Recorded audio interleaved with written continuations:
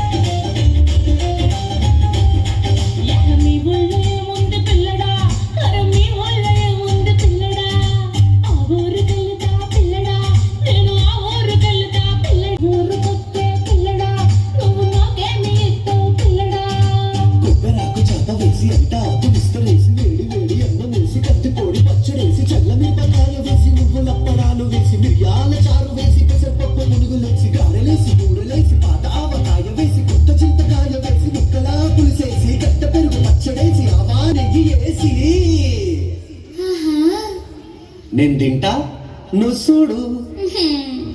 ఊరికే అన్నానే పిల్ల, ఊరూరికే అన్నానే పిల్ల, నువ్వు మా ఊరొస్తు పిల్ల, నీకు అడిగింది ఇస్తా పిల్ల. అమ్మ తోడే.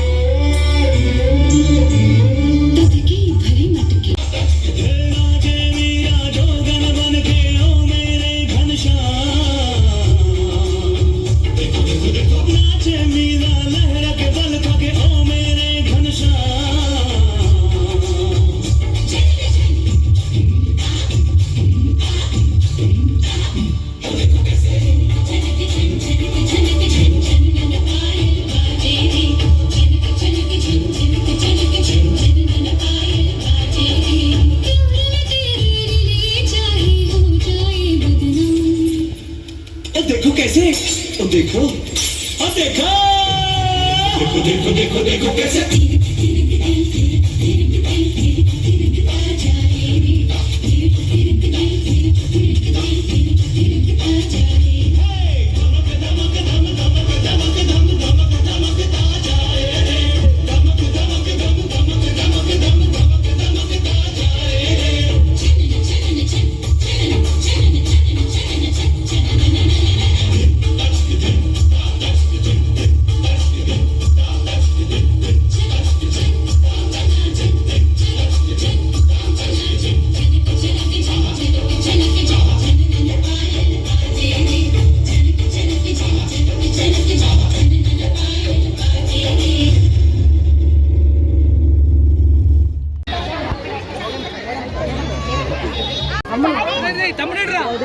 అమ్ములు okay okay take it soon okay okay let's okay 44 సంవత్సరాలుగా ఇంత మంచి విద్యా సంస్థ నడపడం అంటే అషామాషి కాదు.